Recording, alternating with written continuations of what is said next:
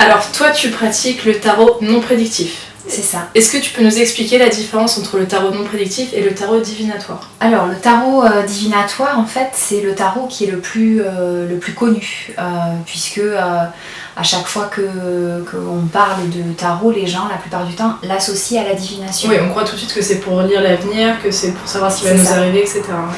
Ça en fait c'est dû à l'histoire du tarot. C'est vraiment à partir du 19e siècle que le tarot de Marseille a été, de par son histoire, vraiment considéré exclusivement comme un jeu qui permet de prédire l'avenir, un support en fait à la voyance.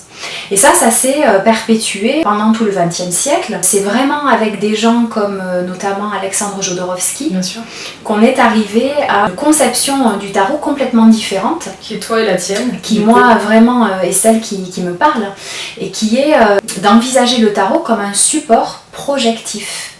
Et non plus comme un support de voyance et de divination. Alors qu'est-ce que c'est qu'un support projectif? Tu devances mes questions. Je vais dire, mais alors pour les gens qui ne s'y connaissent pas exactement, qu'est-ce que c'est un support projectif? C'est de considérer que les images des arcanes majeures sont des images qui parlent à notre inconscient, qui d'une certaine manière sont représentatives de la psyché humaine. Et par effet de résonance, le symbolisme contenu dans les arcanes va venir percuter quelque chose à l'intérieur de nous et qui va nous permettre de mettre en mots des émotions, un vécu, un ressenti qui n'est pas immédiatement accessible, je dirais, par le moi conscient. Okay. Donc en fait, si tu veux, c'est comme si à chaque fois que tu te tires une carte de tarot, tu prenais un miroir et que tu te regardes à l'intérieur. C'est ça. Voilà. Et c'est le fait que ta main, donc ton inconscient, ait choisi cette carte-là. Oui. Et c'est cette carte-là qui te parle à ce moment-là. C'est ça. Okay. C'est-à-dire que ta main est guidée par ton inconscient et la carte va venir révéler quelque chose que tu portes à l'intérieur de toi et qui va t'aider finalement à le mettre en lumière, à le révéler. Le tarot, c'est comme un révélateur. Voilà. Toi, c'est vrai. Pardon, excuse-moi, je te coupe.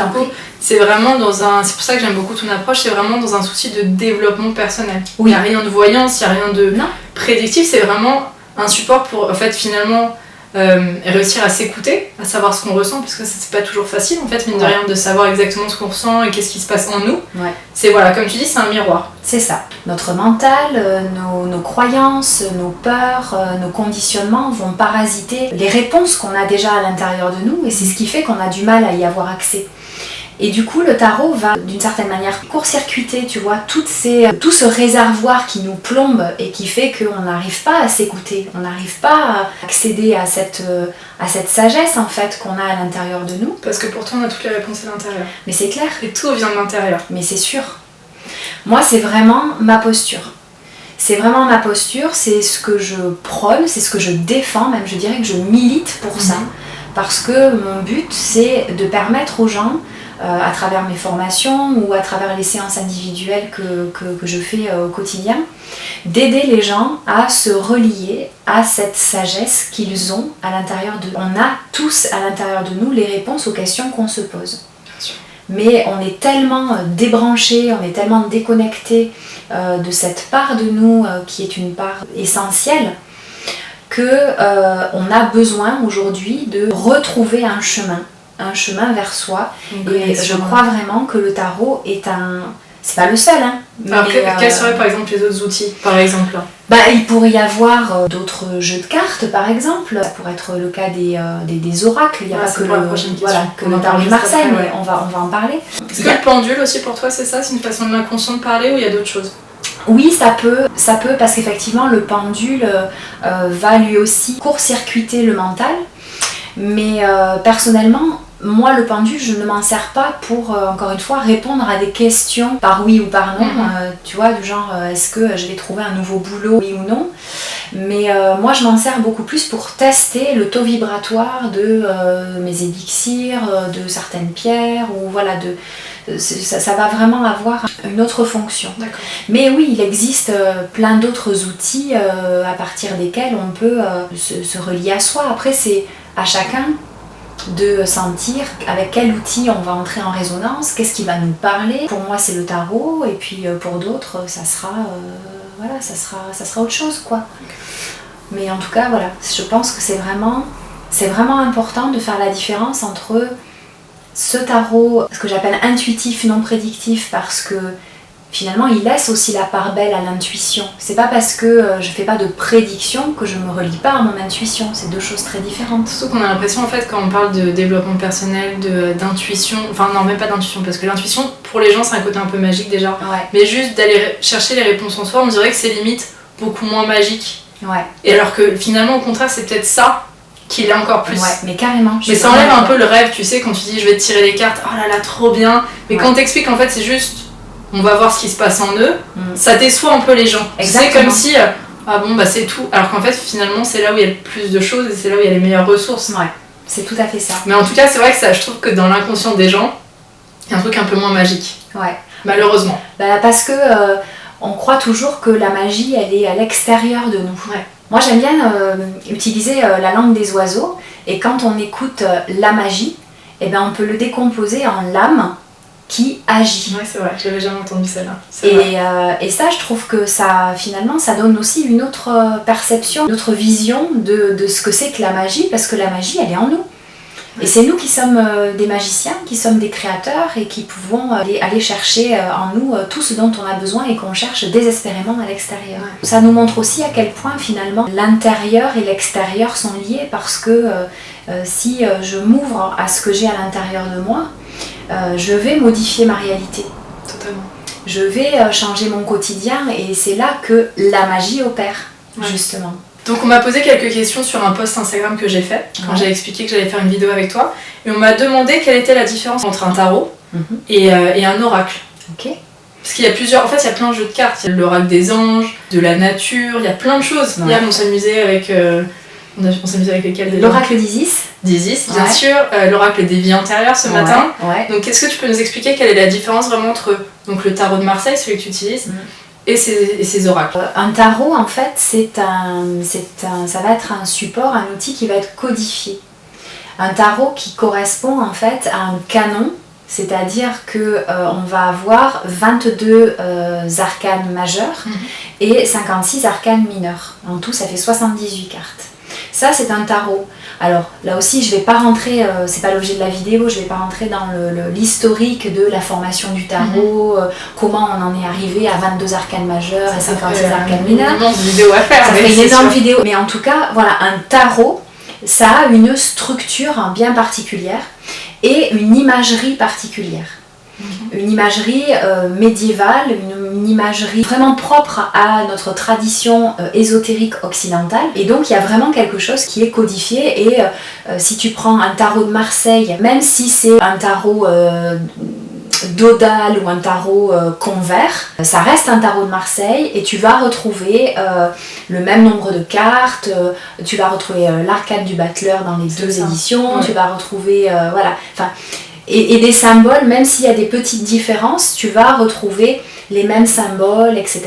Oui, parce que j'avais fait la formation avec toi pour apprendre la signification et les symboliques de chaque carte. Dans chaque carte, il y a vraiment des symboles très précis qui sont utilisés. Ouais. Et ça, dans tous les types de tarot, même s'il y a des différents dessins, etc., on les retrouve tous. Exactement. Okay. Et alors, quelle est la différence donc, avec un oracle ? C'est une structure beaucoup plus libre qui va être laissée à l'appréciation du créateur de l'oracle. C'est-à-dire qu'un oracle, tu peux avoir par exemple l'oracle d'Isis avec lequel on a fait quelques tirages hier, il y a 44 cartes. Tu peux avoir des oracles où il y en a 70, où il y en a 24, où il y en a 32. C'est pas codifié. Okay. Et puis surtout, un oracle, tu peux avoir des oracles de tout et n'importe quoi. Un oracle des fées, l'oracle des licornes, l'oracle des anges, l'oracle des mayas, l'oracle du peuple animal. Moi, il y en a plein. Il est génial, celui-là. Et voilà, des oracles, moi, même si je suis une puriste du tarot de Marseille, parce que pour moi, c'est ce qu'il y a de plus puissant. J'adore aussi les oracles, j'en ai plein à la maison. Dès que j'entre en résonance avec un oracle en particulier, que je sens que ça vibre, que ça m'attire, je vais me le procurer. Mais je vais pas faire le même travail avec un tarot de Marseille qu'avec un oracle. C'est ce que tu m'expliquais hier, c'est que l'oracle, tu tires une carte et tu vas finalement directement chercher dans le petit livret, ça te délivre ton Exactement. message, et voilà. Ouais, T'as moins ce truc d'introspection tout à fait. que par rapport au tarot. Ouais, D'accord. c'est exactement ça. C'est que dans un oracle, t'as remarqué un petit livret d'accompagnement avec un petit texte que le créateur de l'oracle a pris le temps d'écrire ou de canaliser parfois. Donc, en fait, tu tires ta carte et ton interprétation, elle est clé en main. Elle est prête à l'emploi. Bah, malheureusement, parfois, je trouve que dans certains tarots de Marseille aussi, il y a un petit livret avec Ouais. la signification, Ouais, et ça, c'est pas du tout. Enfin, c'est une facette de cette carte-là, ouais. mais c'est exactement. rarement toute la. Et tu remarqueras que c'est souvent délivré sous forme de mots-clés. Oui. Et en fait, c'est un espèce de gros fourre-tout Totalement. qui Ouais. peut parfois dire tout et son contraire. Exactement. Et qui perd la personne dans toutes ses explications. Ça va nous noyer dans un espèce de flot d'informations. On ne sait pas trop quoi en faire et on se dit bon bah ok d'accord. Alors que effectivement un tarot de Marseille va nous demander ce travail d'introspection dont tu parlais. C'est-à-dire qu'il va falloir plonger dans la carte. Et au moment où tu vas plonger dans la carte, en fait, tu vas plonger à l'intérieur de toi. Tu vas t'intéresser aux couleurs, aux petits détails. Tiens, tu vas voir un objet sur la carte, la force par exemple, et tu vas focaliser sur le lion. Au fur et à mesure, tu vas te dire, bah tiens, ce lion, qu'est-ce que ça veut dire pour moi? C'est une bête sauvage. Elle est où la bête sauvage à l'intérieur de moi? Enfin, tu vois, je dis n'importe quoi, mais ça peut être un petit peu ce process-là où, du coup, je dirais que le tarot de Marseille, il ne se donne pas. Il faut aller le chercher. C'est pour ça qu'on parle d'arcane, parce que arcane en latin, ça veut dire le secret. Donc il y a quelque chose qui est un peu de l'ordre de l'hermétisme dans un tarot, dans une carte. Quand tu regardes ces images, tu te dis mais ouais, ok, d'accord, mais ça veut dire quoi? Ouais. C'est pas évident en fait. Pas du tout. C'est pas évident du tout. Mais alors, par exemple, là, t'expliquais donc le symbolique, par exemple, la symbolique du lion. Par exemple, une carte, la force que je vais tirer 3 jours d'écart, 3 jours de différence, elle va peut-être pas me procurer la même chose. C'est ce que tu veux dire ou pas? Ou à partir du moment où tu as appris la symbolique d'une carte, d'une arcane, finalement, elle viendra toujours te dire la même chose. Non, elle ne viendra pas toujours te dire la même chose parce que, alors ça c'est ma vision des choses, mais pour le pratiquer quand même depuis un certain nombre d'années, et sur moi et sur les personnes que j'accompagne au quotidien, les arcanes ont un taux vibratoire qui est variable, qui est modulable et qui entre en résonance avec ton taux vibratoire à toi. C'est-à-dire que voilà, un jour, t'es super triste, tu te sens seule, t'es déprimée, tu vas tirer l'ermite et tu vas te dire ah ben ouais, là carrément, je suis en dépression, je me sens coupée des autres, j'ai envie de parler à personne, voilà. Et puis 3 semaines plus tard, tu vas tirer l'ermite, mais tu vas pas du tout être dans cette humeur-là. Et où l'ermite, il va plus te donner envie, je sais pas, d'aller te balader dans la forêt, de te ressourcer. D'être dans la sagesse aussi, d'être dans... Voilà, de contacter une certaine forme de sagesse intérieure, d'être dans le silence, de te rapprocher de la nature. Et tout ça, en fait, c'est propre à l'ermite, mais ce sont les différentes facettes d'un même arcane, en fait, qui peut avoir sa polarité lumineuse et sa polarité plus obscure, on va dire. Mais tout comme nous, on a à l'intérieur de nous l'ombre et la lumière qui coexistent. Totalement. Donc pour revenir sur la question oracle-tarot, les deux sont pas du tout... Enfin, il n'y a pas à choisir entre les deux. Tu peux Absolument. Enfin, moi aussi, j'adore utiliser l'oracle du peuple animal de Arnaud Riou. Ouais. Et ça ne m'empêche pas du tout de tirer une fois par jour le tarot de Marseille. Ça apporte des messages différents et comme tu dis, il y a un truc qui est très introspectif comme le tarot.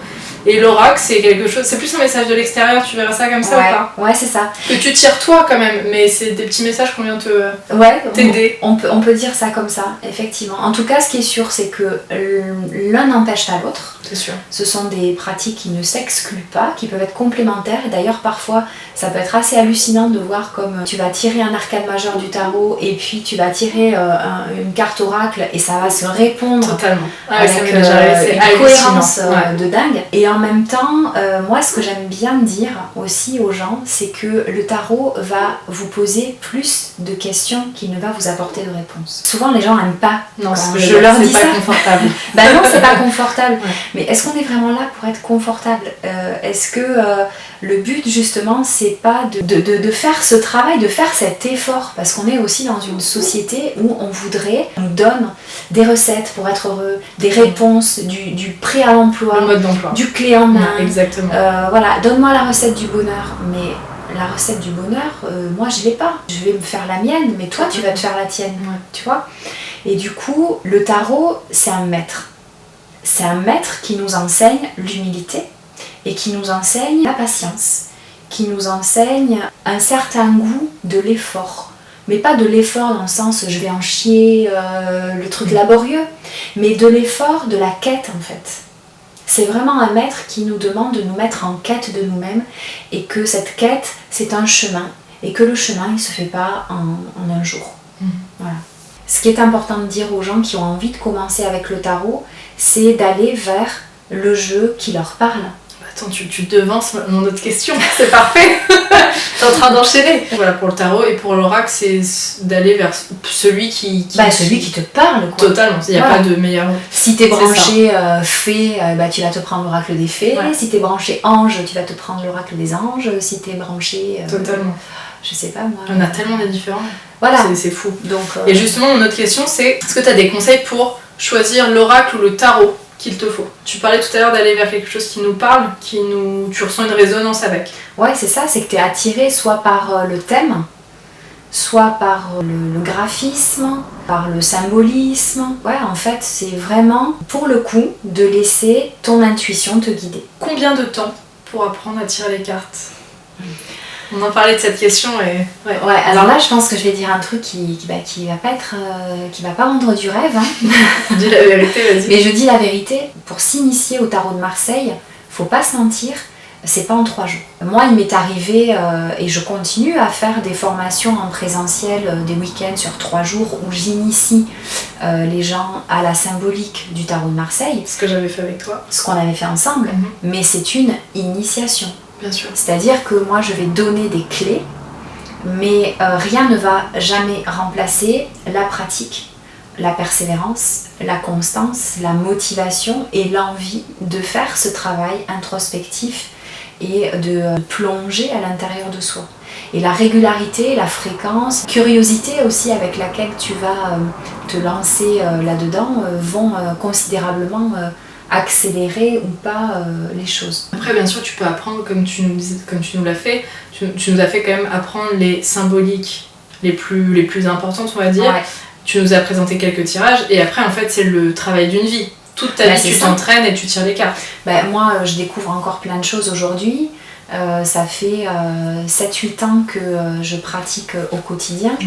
Et j'ai mis quand même plusieurs années vraiment à me sentir à l'aise avec l'interprétation d'un tirage. Alors après je veux pas décourager les gens non plus, dire, mais parce que c'est normal, mais c'est comme pour tout quoi. Enfin, je veux dire, tu as envie de te mettre à la peinture, tu peux avoir un talent.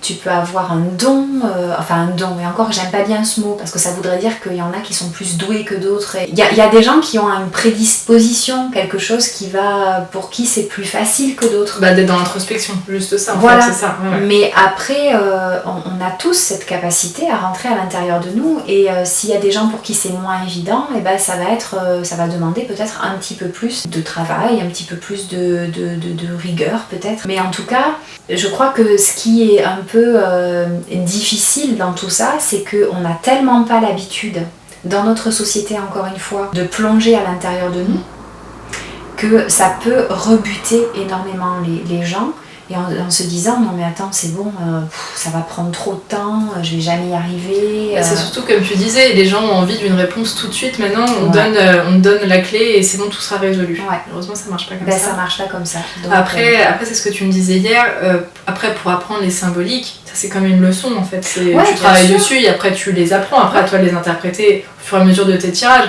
mais apprendre la signification d'une carte, c'est pas long, enfin ça c'est une question c'est un apprentissage en fait. Ouais, c'est ça, et puis c'est beaucoup d'observation. Et puis il faut pas oublier que le tarot c'est un jeu. C'est un jeu de cartes, donc il faut aussi garder le côté ludique, il faut aussi s'amuser à regarder, à observer comme un enfant et dire tiens, regarde la carte de l'impératrice et qu'est-ce que tu vois ? Tu décris tout simplement, ah bah tiens, elle a une couronne sur la tête, elle a un sceptre dans la main, elle a un bouclier avec un aigle sous le bras. Et puis voilà, tout simplement, c'est de l'observation et c'est s'amuser avec. Et avoir cette curiosité qui va faire que à un moment donné, tu vas laisser émerger aussi quelque chose de plus profond, tout simplement. Alors est-ce que tu pourrais nous donner des types un peu de tirage, des tirages un peu faciles à faire tous les jours ou si on a une question à poser? Alors le tirage le plus simple en fait, le plus facile à réaliser et qui en plus a le double avantage d'être je pense pédagogique parce que tu peux le faire tous les jours et du coup ça va t'entraîner aussi. C'est ce que je faisais après la formation, de tirer cette carte tous les jours. À intégrer la symbolique des arcanes, et ben c'est de te tirer une carte tous les matins. Alors avec quelle question? Alors il y a deux possibilités. Soit tu vas te demander dans quelle énergie je suis ce matin, qu'est-ce que j'ai à l'intérieur de moi, quelle est mon énergie du jour. En fait c'est un petit peu comme si tu prenais ton téléphone avec ton appli météo et que tu allais consulter un peu la température, quoi. Voilà, je suis dans quelle énergie aujourd'hui. Donc là, tu tires ta carte et tu vois ce que ça te dit. Et puis le soir, avant d'aller te coucher, tu reprends ta carte, si tu as noté sur un petit carnet. C'est ce que je faisais, ça c'est super. Et ça, noter la carte du jour, de noter ce que tu en as retiré, ce que tu as ressenti, et le soir ou le lendemain, de voir un peu ce qui s'est passé du coup dans la journée, de voir si ça correspondait ou pas. Comment c'est rentré en résonance avec ton humeur, avec tes émotions, avec... peut-être les synchronicités qui sont venues à ta rencontre pendant la journée, les discussions que tu as pu avoir avec les gens, etc. Et alors moi par exemple le matin quand je pose pas la question dans quelle énergie je suis, parce que ça j'aurais envie de te dire j'ai pas besoin d'une carte pour le savoir, mais sûrement que si, peut-être, tu vois. Mais moi je tire plutôt une carte, tu vas me dire si c'est bon, je tire en me posant la question dans quelle énergie je devrais être pour affronter cette journée. C'est plutôt ça, tu vois, comme ça donne un conseil. Ouais. Et dans ce cas, je prends les forces et les côtés positifs de la carte. C'est de ces forces-là dont je vais m'inspirer pour la journée. Tout à fait. Donc, tu as bien retenu... J'étais une bonne élève. Effectivement, tu peux demander sur quelle énergie je dois m'appuyer aujourd'hui pour vivre ma journée dans les meilleures conditions.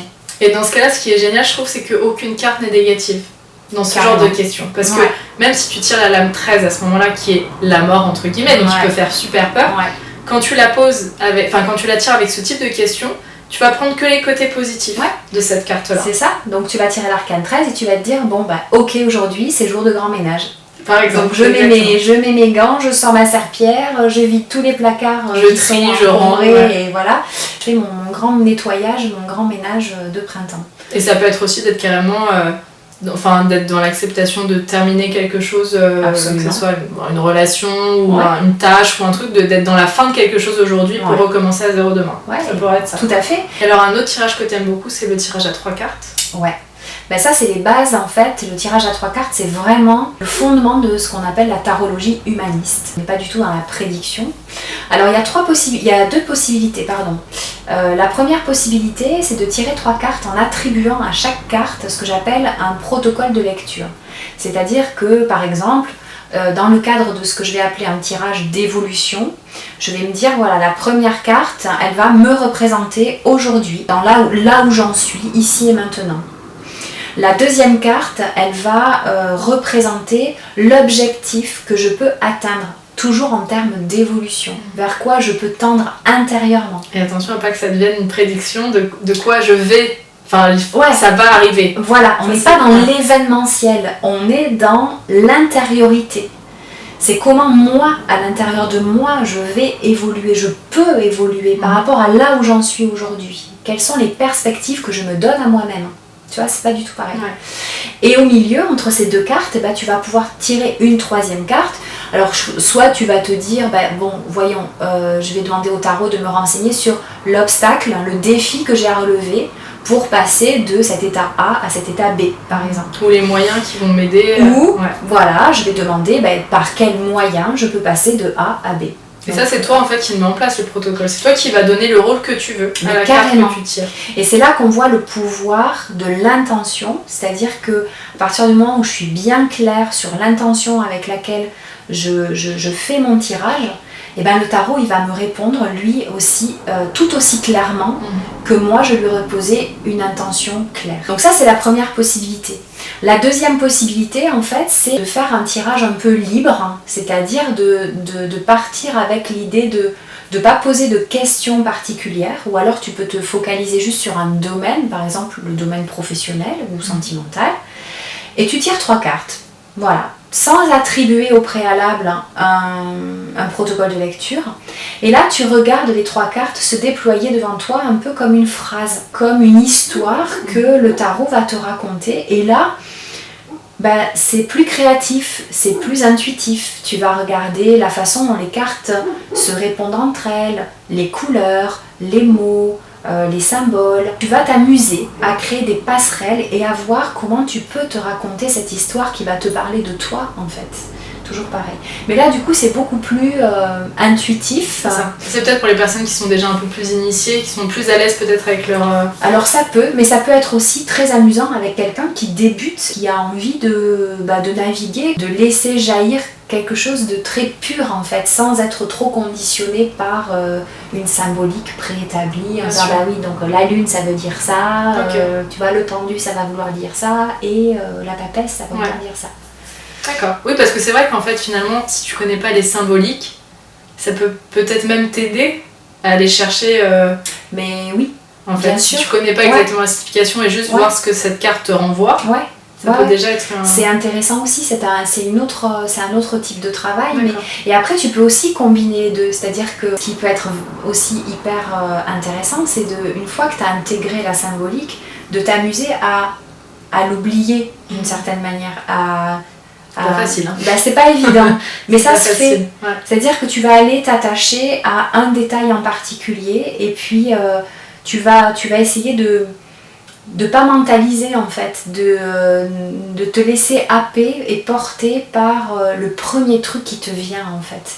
Et pas calquer un savoir livresque sur chaque carte. Avant de continuer les questions, je voulais aussi te demander et en parler. En fait, quand on pose une question au tarot, c'est jamais une question par laquelle on peut répondre oui ou non. Ouais, ça c'est une super bonne question. Parce que tu vois, on n'en a pas parlé hier quand on préparait cette vidéo.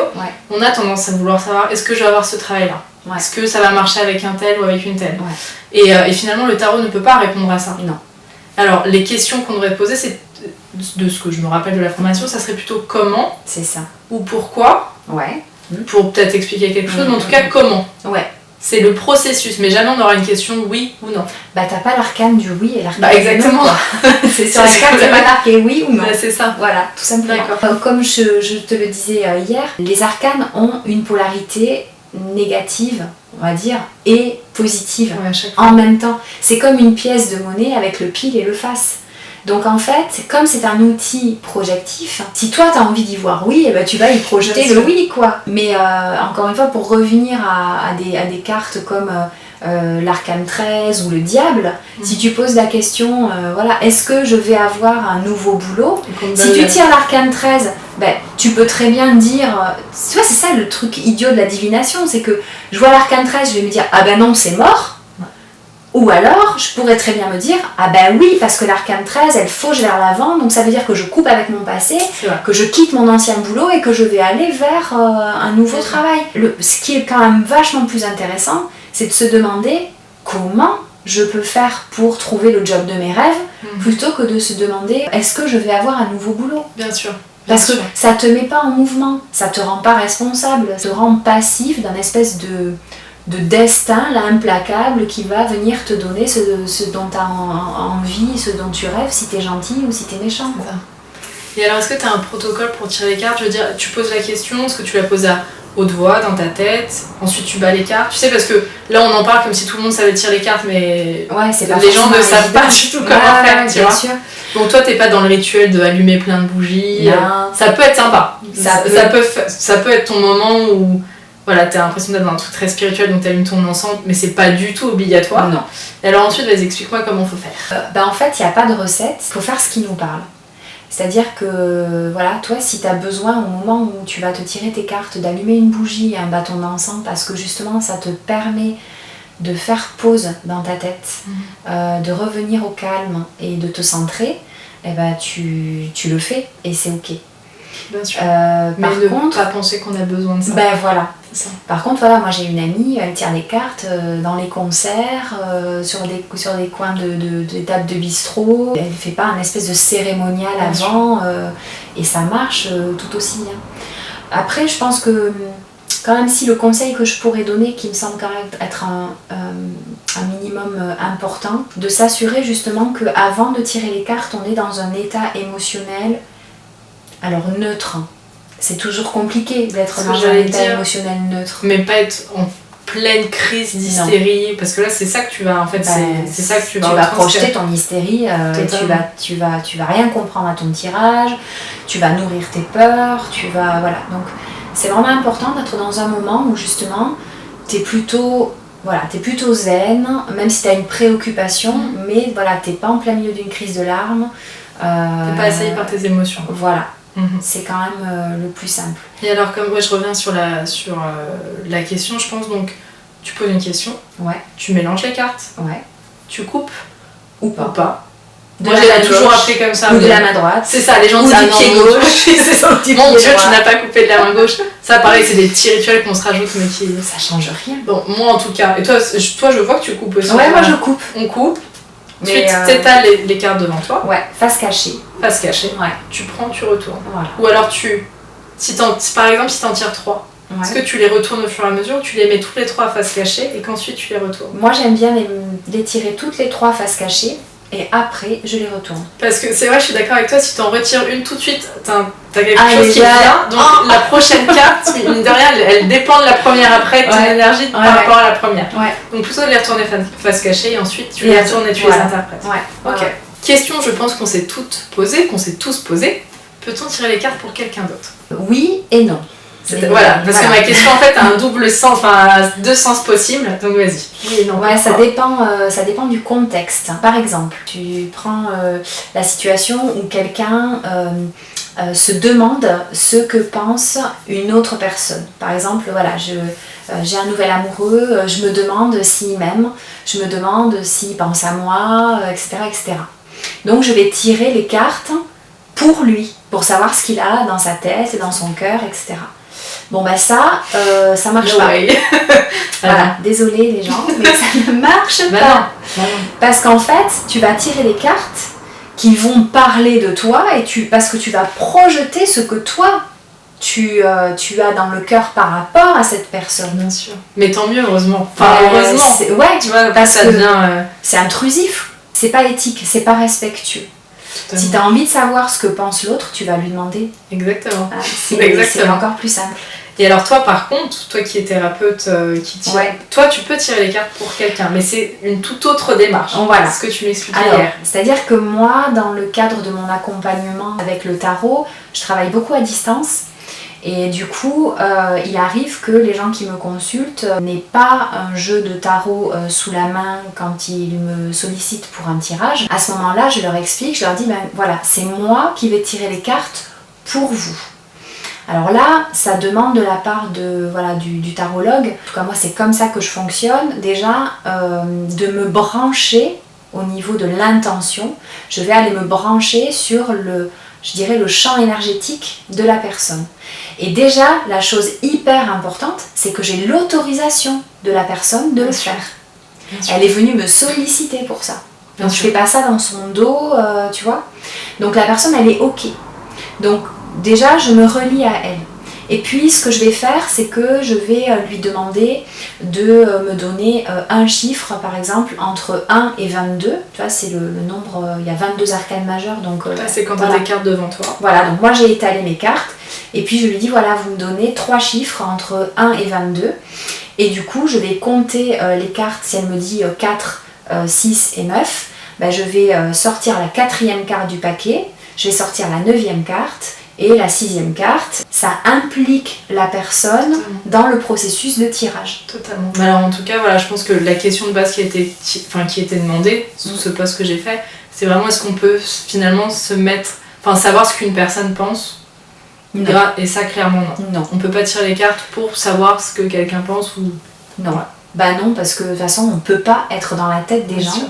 Et le tarot n'a pas ce pouvoir-là. À quelle fréquence est-ce qu'on peut se tirer les cartes? Alors, on peut se tirer les cartes au moins une fois par jour, Ouais. je dirais, puisque c'est un tirage que moi je conseille vivement voilà, dans mes formations, dans mes stages, mes ateliers, etc. Ouais, pour s'entraîner. Et même pour les personnes qui font le Miracle Morning, tu sais, qui aiment bien prendre du temps bah pour ouais. eux le matin, moi je trouve que c'est un super moment. Ouais, Après la méditation, par exemple, si tu fais même 5 minutes de méditation, tu tires ta carte. ouais, Je trouve ça génial, ça permet vraiment de se mettre dans les énergies ouais. pour ta journée. C'est Et après, sûr. tu commences.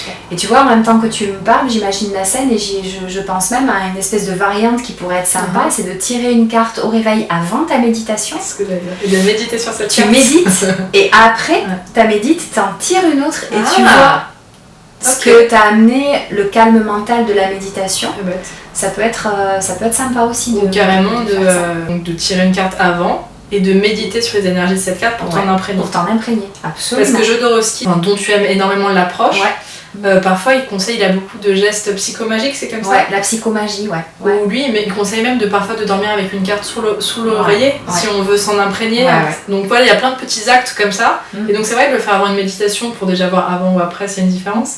Ou même de s'imprégner de l'énergie d'une carte en dormant avec. Ouais, ou tu la mets dans ton portefeuille. Exactement.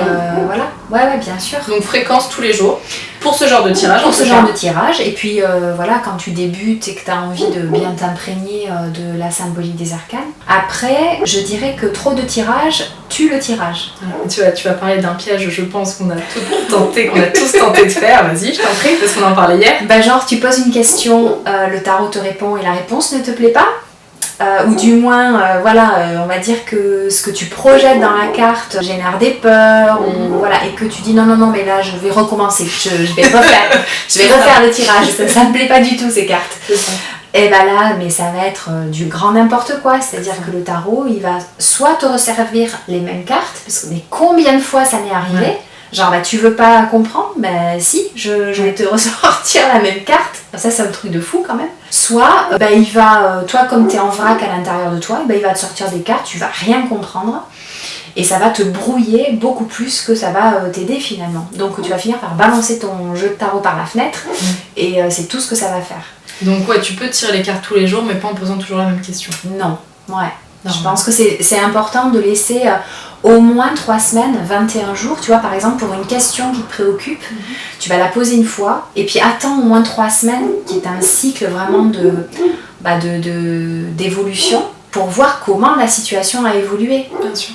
Là, ok, mais ça ne sert strictement à rien de poser la même question 50 fois au tarot. Je pense qu'on a tous fait, enfin moi en tout cas quand je débutais et même avant de faire ta formation, t'as l'impression que si tu sors une carte positive, Ouais. ça va entraîner une situation positive. Ouais. Donc t'as qu'une envie, c'est de ressortir une carte jusqu'à ce qu'elle soit positive et tu dis ok bah maintenant c'est bon. C'est comme si t'allais agir sur la situation juste parce que t'as tiré ta bonne carte, tu vois. Mais je l'ai déjà fait moi aussi, hein, faut pas se mentir. Hein. J'ai Non, fait c'est ça que aussi. ça marche pas hein. comme ça. Ouais. Est-ce qu'il y a un moment spécifique dans la journée pour un rituel à mettre en place? Là on en a déjà un peu parlé mais... Non, franchement, le matin quand je me lève, le soir quand je me couche, pendant que les enfants sont à la sieste, enfin, Un moment où t'es un peu tranquille Ouais, peut-être pour... de préférence. Bah, Moi, sauf je- pour ta copine dont tu parlais qui elle Ouais. arrive à le faire. Bah, c'est Iris. Je sais.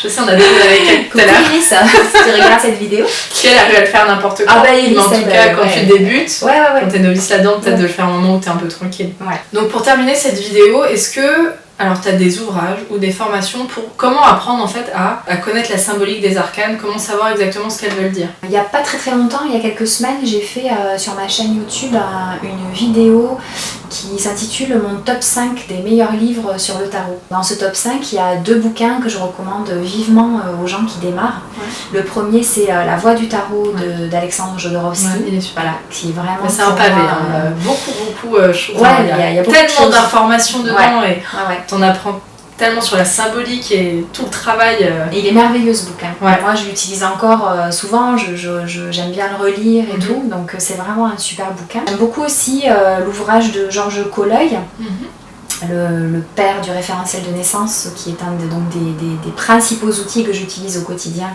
dans mon accompagnement.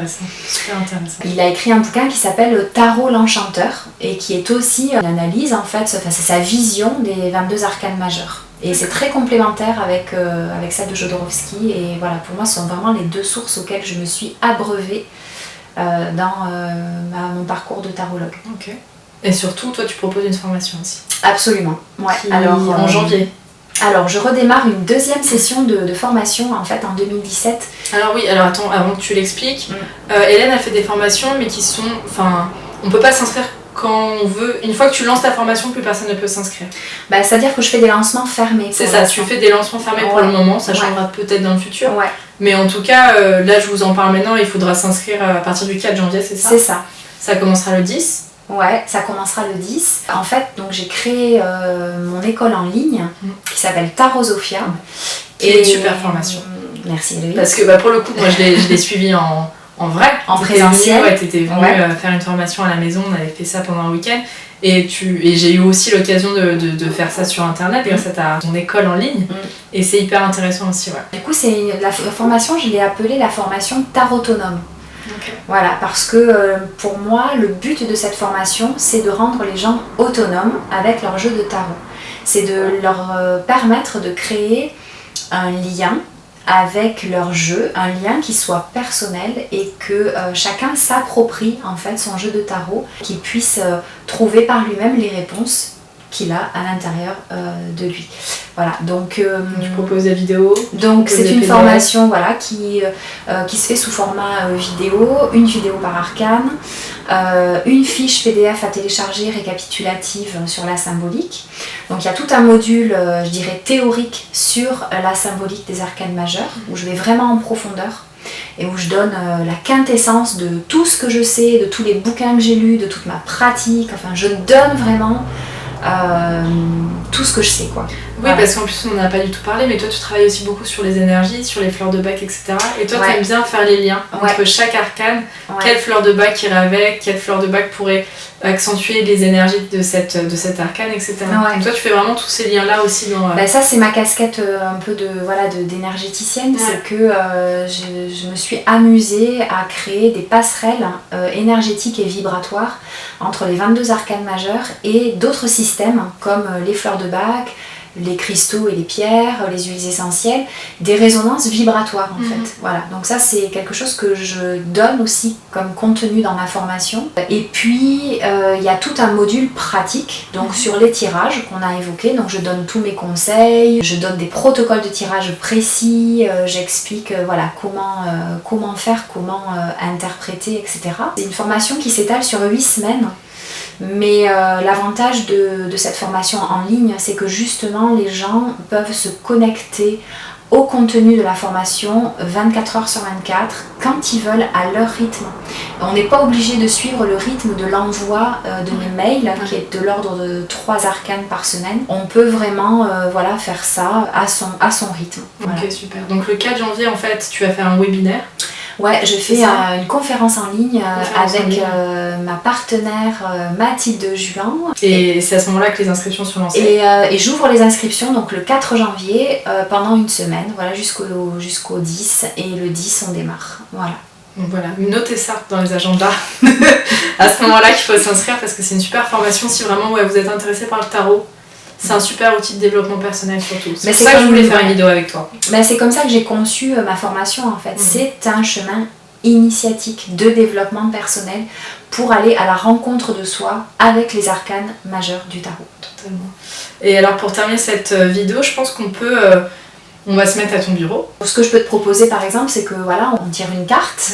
Et puis qu'on voit comment, toi, ce que tu projettes dessus. Parce que toi, du coup, avec ton expérience et ton expertise, tu peux me dire aussi. Ça marche. On fait ça. Là, par exemple, c'est ce que je ferais donc le matin, avant ou après ma petite méditation. Ouais. Quelles sont les qualités que je pourrais développer aujourd'hui? Moi, je coupe aussi. Tu fais comme tu le sens. Quelles sont les qualités à développer aujourd'hui?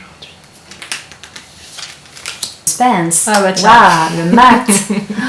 Excellent. Alors, qu'est-ce que tu dirais toi, Hello? Pour moi, à chaque fois, cette carte, elle me fait penser au lâcher prise. Ouais, de laisser les choses derrière soi, d'avancer pour aller vers quelque chose de nouveau. Pour moi, à chaque fois, cette carte, elle me fait penser au lâcher prise. C'est vraiment une journée où je dois peut-être arrêter d'être dans le contrôle et peut-être laisser les choses se faire librement. C'est pas la carte qui me parle le plus, je t'avoue. Le mage, je le trouve assez compliqué à interpréter, je trouve. Alors toi, par exemple, qu'est-ce que tu aurais dit pour les qualités de cette carte à développer aujourd'hui? Le mat, en fait, je dirais que c'est un arcane qui parle beaucoup de liberté. Ça, c'est quelque chose qui risque peut-être de faire écho sans blague en toi. Le mat, en fait, c'est vraiment la carte de la liberté. C'est celui qui rentre pas dans la norme. D'accord. Puis c'est celui qui est un peu rebelle aussi. C'est-à-dire qu'on ne va pas se conformer à ce qu'on attend de nous. Ce que te suggère en fait le tarot, c'est de développer ton individualité, ton originalité, ton côté peut-être rebelle. En tout cas, on te demande de sortir des sentiers battus, de ne pas rentrer dans la norme. Et du coup, de suivre aussi ton élan, ton instinct créatif, ta fantaisie. C'est aussi un arcane qui parle d'aventure. C'est je sais pas où je vais, mais j'y vais parce que je sais que je dois y aller. Et alors imaginons j'aurais posé la question, parce qu'on peut aussi se poser la question le matin, ce à quoi il faudrait que je fasse attention peut-être aujourd'hui. Qu'est-ce que je dois éviter? Voilà, qu'est-ce que je devrais éviter aujourd'hui? Imaginons si j'avais posé cette question et j'avais tiré cette carte-là. Si tu l'avais pris dans le sens inverse, on va dire dans sa polarité négative, on pourrait dire que le mat te proposait une certaine vigilance face à tes errances personnelles. Tout ce qui fait que justement tu avances sans te donner de but, sans te donner de direction, que tu sais pas où tu vas. Donc de faire attention à ça. Voilà. Ouais. Okay. Donc comme quoi une carte peut vraiment... Enfin, elle révèle tellement plein de facettes. Ça dépend beaucoup de la question de base, ça dépend de l'intention que tu as mis au début. C'est ça. Ça dépend aussi comment elle te parle à ce moment-là. Tout à fait. Donc elle va... si tu mets pas d'intention préalable, c'est dès que tu vois la carte se retourner, qu'est-ce que ça te provoque comme émotion, comme prise de conscience, comme ressenti dans ton corps, qu'est-ce que ça te fait? Voilà, si tu veux pas poser de protocole préalable, c'est vraiment à ça qu'il faut être attentif. Après, plus tu seras clair dans ton intention, comme tu l'as fait, qu'est-ce que je dois développer aujourd'hui comme qualité? Là, ta carte, de toute façon, tu vas la prendre sur sa polarité dynamique, soutenante et positive.